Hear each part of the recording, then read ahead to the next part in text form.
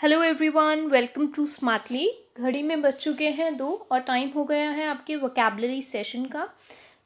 My name is Deepali and I have brought a very nice session with new vocabulary words along with our fruit based idiom series. Right guys? So let's head towards first word of the day, that is alienate. So what do you mean by alienate? If you break this word in two parts, alien means somebody who does not belong to the recognized planet or the space. ऐसा कोई इंसान, person या जानवर जो हमारे साथ हमारी known place से एग्जिस्ट ना करता हो, उसको कहते हैं एलियन। एलियनेट करना मतलब इंटेंशनली किसी को उस पर्टिकुलर प्लेस से बाहर निकाल देना और ये कहना कि दिस पर्सन इज स्ट्रेंज या ये पर्सन कहीं और से बिलोंग करता है, that is alienate. Right? Literal meaning is estrange, किसी को इंटेंशनली स्ट्रेंज कर देना, राइट? बहिष्कार करना, दैट इज एलियनेट। अब यहाँ पे ये ट्विटर बर्ड्स हैं, आप इनमें देख सकते हैं this bird is kicking off this another bird, right? So what he is doing is इसको बाहर निकाल रहे हैं अपने स्पेस से। तो this bird A is trying to alienate bird B, right guys? Okay, antonym is unite. जब आप किसी को बाहर नहीं निकालते हैं, जब आप दो लोगों को जोड़ के रखते हैं लाइक ए प्लस बी, तो उसको यूनाइट कहते हैं। ठीक है?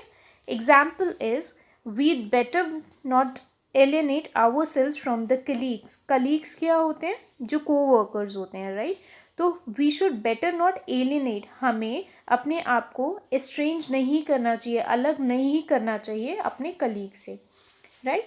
Second word is delinquent. Delinquent क्या होता है? जब कोई लॉलेस होता है, मतलब कि उसमें कोई कानून नहीं है, किसी कानून को वो फॉलो नहीं कर रहा है, अपराधी है, उसको हम कहते हैं डिलिंकेंट। अब आप इस इमेज में देखिए, यहाँ पे 4 डिलिंकेंट्स हैं, 4 क्रिमिनल्स हैं, right? Okay, now somebody who is criminal और ऑफेंडिंग। जब आपको कोई किसी चीज़ के लिए परेशान करता है, मान लीजिए क्राइम से परेशान करते हैं, किसी भी रीज़न से आपको बहुत एक्सट्रीमली हार्म करना है, उसको ऑफेंडिंग कहते हैं। ठीक है? तो ज़रूरी नहीं उसने क्राइम ही किया है, अगर आपको बहुत ज़्यादा ऑफेंड कर रहा है, ऑफेंसिव लैंग्वेज भी यूज़ कर रहा है अगर, तो वो भी डिलिकेंट पर्सन है, right? Okay, then if the person is not delinquent, अगर कुछ भी किसी भी तरीके से ऑफेंड नहीं कर रहा, that means the person is well behaved, it is the antonym of delinquent, right? Example is most delinquent children have deprived backgrounds. जो आप ये देख सकते हैं 1 2 3, ये 3 बच्चे लग रहे हैं यहाँ पे। तो जितने भी अपराधी बच्चे होते हैं जनरली उनका डिप्राइव बैकग्राउंड होता है, मतलब वो उनका बैकग्राउंड, उनकी फैमिली कैसी होती है, जिनके पास काफ़ी चीज़ों की कमी है। डिप्राइव्ड मतलब चीज़ों की कमी होना। ठीक है? Okay, next word is miss adventure. Adventure word तो आप जानते हैं, कुछ भी ऐसे कोई भी इवेंट या कुछ भी ऐसा होना जिसमें बहुत ज़्यादा एक्साइटमेंट हो। ठीक है? Now if things go wrong, adventure misadventure में कन्वर्ट हो जाता है। Suppose we went for a track, we went for a track on a hill, suddenly कोई स्लिप हो गया, द पर्सन फेल डाउन, तो ये जो आपका एडवेंचर ट्रिप था ये मिस एडवेंचर में कन्वर्ट हो जाता है। तो किसी भी तरह का एक्सीडेंट को हम मिस एडवेंचर कहते हैं, हिंदी में इसे कहते हैं अनिष्ट, right? Can you see this image guys? This person must have gone here for something, right? The person fell down, तो इसका जो एडवेंचर था क्लिफ तक पहुंचने का, वो मिस एडवेंचर में कन्वर्ट हो गया, right? Okay, synonym is problem, difficulty. अब ज़रूरी नहीं है कि बहुत ही ज़्यादा सिवियर सिचुएशन हो, एक छोटी सी प्रॉब्लम क्रिएट हो या ना, या डिफ़िकल्टी क्रिएट होना भी मिस एडवेंचर कहा जाता है, right? Okay, now if things don't go wrong, if there is no problem, there is no difficulty, there is no accident happen, तो वो एक तरह से गुड लक माना जाता है। Event is counted as a fortunate event. तो इसके 2 एंटोनिम गुड लक और फॉर्चुनेट हो सकता है, right? All right, for example Death was found by the coroner. This is coroner, guys. Death was found by the coroner to be due to misadventure. तो we are talking about maybe a street or a place जिसके कोने पे ना somebody was trying to do an adventure, लेकिन वहाँ पे उस person की death हो गई and the adventure turned into misadventure around the corner, right? Okay, next word is exclusive. So आप लोगों ने exclusive का ये मोस्टली ये साइन देखा होगा. एक्सक्लूसिव मतलब क्या होता है? पूर्णतः, कंप्लीट. जब पूरी तरह से कोई चीज़ हम स्पेसिफाई करते हैं. Suppose this is a new book written by a writer. अब इसको लिखा भी पर्सन ए ने ही है, इसकी एडिटिंग भी इसी ने की है, पब्लिशिंग भी इसी ने करवाई है, प्रमोशन भी इसने किया है. तो इसके जो सारे राइट्स हैं वो सिर्फ इसी को मिलेंगे, right? This is exclusively written by A. Now if I say कि this was written by A, written editing वगैरह सब A ने ही किया, but it was promoted by B, right? तो हम तब नहीं कह सकते कि इस पे exclusively A का राइट है, फिर इन दोनों का inclusive राइट होगा, राइट? तो जब हम किसी ग्रुप को या किसी चीज़ के लिए पूर्णतः एक ही चीज़ के बारे में बात करते हैं, उसको हम कहते हैं एक्सक्लूसिव. जैसे आपने सेल्स पे देखा होगा, ये एक्सक्लूसिव वर्ड बहुत कॉमनली यूज़ होता है कि this is a exclusive sale is going on, मतलब complete sale is going on all the collection of the space और store, right? Synonyms are full, entire. जब पूरी तरह से किसी चीज़ को हम कवर अप करते हैं उसको हम कहते हैं exclusive. Then antonym is partial. अगर पूरी तरह से नहीं कवर कर रहे, इन पार्ट्स कवर कर रहे, तो that is partial, right? Okay. For example, he was also dressed for the exclusive party. वो ड्रेस भी हुआ था एक एक्सक्लूसिव पार्टी के लिए, right? Then de jure. De jure actually इसको हम य की साउंड देते हैं, जे को. डियोर हमारा एक लैटिन वर्ड है, राइट? सो गाइज, इसका मतलब होता है इन लॉ, बाय राइट, कानूनन, ठीक है? डियोर कहते हैं इसको. Then synonym is rightfully, legally. तो इसको डियोर को आप जूरी से याद कर सकते हैं, ठीक है? जूरी कहाँ पे होती है? जस्टिस प्रोवाइड करती है, कोर्ट में होती है. तो डियोर मतलब something related to law. Then de facto. De facto क्या होता है? ये जस्ट एंटोनिम होता है डियोर का. जनरली डियोर और डिफैक्टो एक साथ यूज होते हैं क्योंकि डिफैक्टो मतलब फैक्चुअली, डियोर मतलब सिर्फ लॉ में जो एग्जिस्ट करता है, डिफैक्टो मतलब जो फैक्ट में एग्जिस्ट करता है, राइट? जैसे आपने मूवीज में सुना होगा कि कानून सिर्फ प्रूफ्स मांगता है, ठीक है? Hard solid rock solid proof चाहिए, लेकिन जो फैक्ट्स हैं वो डिफैक्टो के अंडर आते हैं, right? For example, the president aims to create a de jure one party state. President का एम क्या है? कि वो एक लीगल वन पार्टी स्टेट बना सके, right guys? I hope all the words still here were clear for you. Now the next word is pernicious. Pernicious word आपने pernicious anaemia के साथ शायद सुना होगा, ठीक है?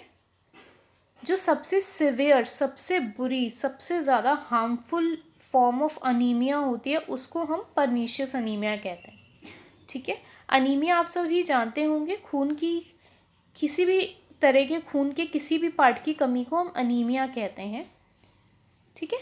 पर्नीशियस मीन्स हार्मफुल, सो हानिकारक, हार्मफुल. देन अगर बहुत ज़्यादा डैमेजिंग या डिस्ट्रक्टिव सिचुएशन होती है उसको भी हम पर्नीशियस कहते हैं. But if the things are fine, कुछ हार्मफुल नहीं है, तो वो होता है बेनिफिशियल, फ़ायदा देने वाला. पर्नीशियस के लिए हमने आपके लिए इमेज रखी है. हमें पता है कि cigarette smoking is very very harmful, it is damaging, it is destructive.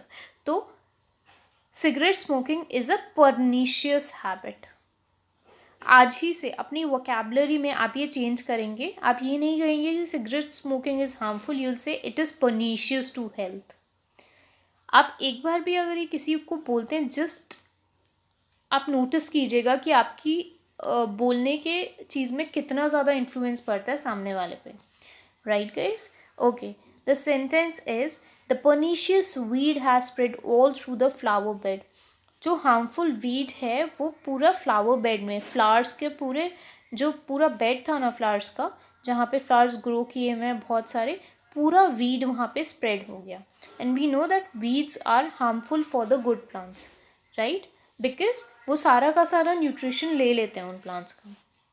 Next word is multiplicity. Multiplicity क्या होता है? इस वर्ड को हम दो पार्ट्स में ब्रेक करेंगे. बेसिकली हमें इसमें से मल्टीपल जानना है. मल्टीपल मतलब क्या होता है? गुना, मल्टीप्लाई. ठीक है, जब कोई चीज़ बहुत ज़्यादा मल्टीप्लाइड फॉर्म में एग्जिस्ट कर सकती है या ऑलरेडी करती है, उसको हम मल्टीप्लिसिटी कहते हैं. हमें पता है कि हमेशा मल्टीप्लाई होके चीज़ें बहुत ज़्यादा बढ़ जाती हैं. मतलब 2 मल्टीप्लाई बाय 3 करेंगे, चीज़ 6 हो जाएगी. आप 2 + 3 कीजिए तब भी 5 रहेगी. 3 - 2 कीजिए तब भी कम रहेगी. 3 / 2 करेंगे तब भी 1.5. सबसे ज़्यादा अबंडेंटली, सबसे ज़्यादा जल्दी बढ़ती कब है चीज़? जब वो मल्टीप्लाई के साथ होती है. ये होता है मल्टीप्लिसिटी का मतलब. Now literal meaning is abundance, बहुतायत. जब कोई चीज़ बहुत ज़्यादा अमाउंट में एग्जिस्ट करती है उसको मल्टीप्लिसिटी कहते हैं. राइट? आप इस इमेज में देखिए, यहाँ पे ना छोटे toys are arrange in a fashion. तो आपको दिख रहा होगा कि एक टॉय की बहुत ज़्यादा नंबर में एक टॉय, सिंगल टॉय अवेलेबल है. राइट? जैसे आप यहाँ पे देखेंगे. ठीक है, सिमिलर काइंड ऑफ टॉयज़ बहुत ज़्यादा नंबर में अवेलेबल हैं, अबंडेंस में अवेलेबल हैं. इसको मल्टीप्लिसिटी को हम स्कोर्स भी कहते हैं और मास भी कहते हैं. जैसे मास मीडिया सुना है आपने? वो मीडिया जिसके थ्रू आप maximum number of people, abundant of people के कांटेक्ट में आ सके, उसको कहते हैं मास मीडिया. ठीक है, mass is a huge collection of huge number of people. Right? Okay. Antonym is lack. जब बहुत ज़्यादा होता है तो वो मल्टीप्लिसिटी होती है. जब कमी हो जाती है उसको हम लैक कहते हैं. अभी हमने एक वर्ड डिप्राइव भी पढ़ा है. राइट? जब भी किसी चीज़ की कमी होती है उसको हम कहते हैं deprive. For example, there is multiplicity of career streams to choose from. हमें पता है that today is the era जहाँ पे आपके पास करियर स्ट्रीम्स के बहुत ज़्यादा ऑप्शंस है चूज़ करने के लिए. Okay guys, next word is plausible. ये वर्ड हम आपको पहले भी पढ़ा चुके हैं.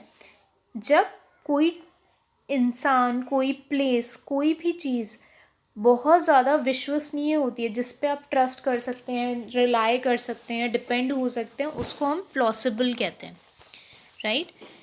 इस इमेज में देखिए, Harold makes quite a plausible dentist. Maybe the name of this person is Harold, जो यहाँ पे डेंटिस्ट है. वो एक plausible dentist है, dependable है, credible है. He is quite convincing at first. Starting में वो बहुत ज़्यादा convincing होता है. Right? Synonyms are reasonable, believable. जब आप किसी पे विश्वास कर सकते हैं, किसी पे ट्रस्ट कर सकते हैं. Right? Antonym is unlikely. तो जब कुछ पॉसिबल ही नहीं है, आप किसी पे ट्रस्ट नहीं कर सकते, अनट्रस्टवर्दी. ठीक है, जब आप किसी पे ट्रस्ट नहीं कर सकते, कोई अनबिलीवेबल होता है, तो उसको आप कहते हैं अनलाइकली. जब आपको पता है it is not likely that this thing is about to happen, तब आप उसको कहते हैं unlikely, unbelievable, unreliable. Right? These were the antonym of plausible. Example is, she could find no plausible explanation for its disappearance. जिस चीज़ के बारे में बात कर रहे हैं, the lady could not find any plausible, विश्वसनीय, credible explanation नहीं जान सकी एक दूसरी चीज़ की disappearance की, गायब हो जाने की. Right? I hope all the words till here are clear for you guys. Next word is faintly. फेंट आप सभी को पता है, फेंट मतलब होता है हल्का। जैसे बेहोशी में को भी फेंट इसलिए कहते हैं क्योंकि उस टाइम आपको गिडीनेस होती है, बहुत हल्कापन लगता है माइंड में, ठीक है। तो फेंट मतलब होता है something which is very very light, something which is not clear, ठीक है। इसको हम स्लाइटली भी कहते हैं, थोड़ा। फेंटली इज स्लाइट, थोड़ा। आप इस इमेज में देखिए, जितनी ये कलर्ड लाइट्स हैं काफ़ी ज़्यादा फेंट हैं, बहुत फेंटली विजिबल है, थोड़ी विजिबल है, राइट। ये क्वांटिटी की बात नहीं करें, क्वालिटी की बात करें कि थोड़ा सा ही विजिबल है। देन जब कोई चीज़ वेगली मतलब प्रॉपरली नहीं पता, वेगली मतलब नॉट प्रॉपरली, तब आप वर्ड फेंटली का यूज करते हैं, राइट।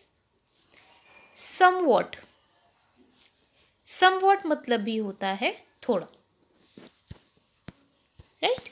देन एंटोनिमस एक्सट्रीमली, जब आप सब कुछ इन्वॉल्व करते हैं, मैक्सिमम अमाउंट में जब कोई चीज़ होती है, ठीक है, तो हम उसको कहते हैं एक्सट्रीमली। फेंटली का ऑपोजिट और antonym, right. Example is the place felt faintly familiar to me, जो जगह थी वो फेंटली, थोड़ी थोड़ी जानी पहचानी लग रही थी मुझे, right. Next is Mirat. Mirat क्या होता है गाइज, जब बहुत ज़्यादा नंबर में, जिसकी आप संख्या काउंट नहीं कर सकते, जब ऐसी कोई चीज़ प्रेजेंट होती है उसको आप मिराड कहते हैं। इस इमेज में देखिए आप, देयर आर सम चॉक्स और क्रेयॉन्स ओवर हियर। हर कलर के न्यूमरस क्रेयॉन्स हैं, इनन्यूमरेबल, आप काउंट नहीं कर सकते इतने क्रेयॉन्स हैं, तो it's a myriad of crayons, right. जब चीज़ अनकाउंटेबल स्टेट में या इनन्यूमरेबल स्टेट में, इनन्यूमरेबल मतलब जिसको आप नंबर्स नहीं दे सकते, ऐसी स्टेट में जब होती है तो उसको हम कहते हैं myriad, right. Okay, synonyms are countless, infinite. Infinity का साइन ये होता है गाइस, इनफाइनाइट मतलब जिसकी कोई, जो फाइनाइट नहीं होता, जिसको आप काउंट नहीं कर सकते, that is infinite, right. Then antonyms numerable, जब आप किसी को नंबर दे सकते हैं, इसको आप काउंटेबल भी लिख सकते हैं और इसको आप फाइनाइट भी लिख सकते हैं। ये तीनों हो गए एंटोनिम्स मिराड के, right. Okay, for example, I'll never be able to count the myriad blessings I have received. मैं कभी भी उन blessings को नहीं काउंट कर पाऊंगा जो कि मुझे जो मुझे मिली है, right? Then we are coming to our idioms and phrases, guys. Words for the day are over. As you all know, हमारा चल रहा था fruits based idiom series, जिसमें we had read about cool as cucumber, somebody who is very very calm even in difficult and frustrating situations. Plum jobs, a job which is very easy or pleasant and which pays well also, right. Then go bananas, to become irrational or crazy about something, and I had asked you to remember this as कि bananas बहुत squishy होते हैं and they irritate us when they are squished, तो आप उससे याद रखेंगे go bananas means getting crazy. Then bite at the cherry, cherry is a very soft juicy fruit, so it's a good opportunity. जैसे हमने plum के बारे में read किया, plum job, now plum is also a very delicious soft juicy fruit, तो when something is related to good, something is good, तो हम ऐसे छोटे fruits, काफ़ी juicy fruits का use करते हैं अपने idiom में, right. So these are positive idioms. Now fresh idiom of the day is a lemon. Yes, now a lemon क्या होता है, you know that lemon is a very citrus fruit, काफ़ी खट्टा फ्रूट होता है, और अगर इसका एक्सेस हो जाए तो ये बिटर टेस्ट करने लग जाता है। तो अगर आप किसी चीज़ को बोलते हैं इट्स अ लेमन, इसका मतलब ये होता है जो चीज़ ढंग से काम नहीं कर रही, something that you buy and thing is defective, something you buy that is defective. इस इमेज में देखिए, this person must have bought this car but this car is not working properly now. Person गुस्से में इसको kick कर रहा है because this car is behaving like a lemon, this car is defective. Example देख लेते हैं और क्लियर हो जाएगा। It sounded like a good deal at the time, but this car he sold me is a total lemon. उस time पे तो अच्छी डील लग रही थी, लेकिन ये कार जो उसने मुझे सोल्ड की है, बेची है, वो पूरी तरह से लेमन है. It is defective, right? I hope this idiom is very very clear to you guys.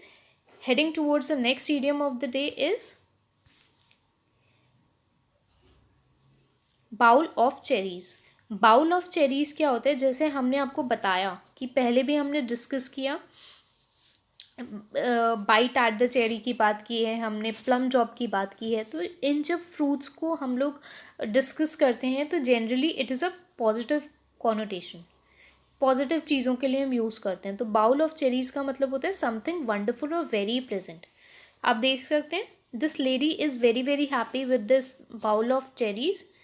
Why? Because it denotes something which is very very wonderful or pleasant.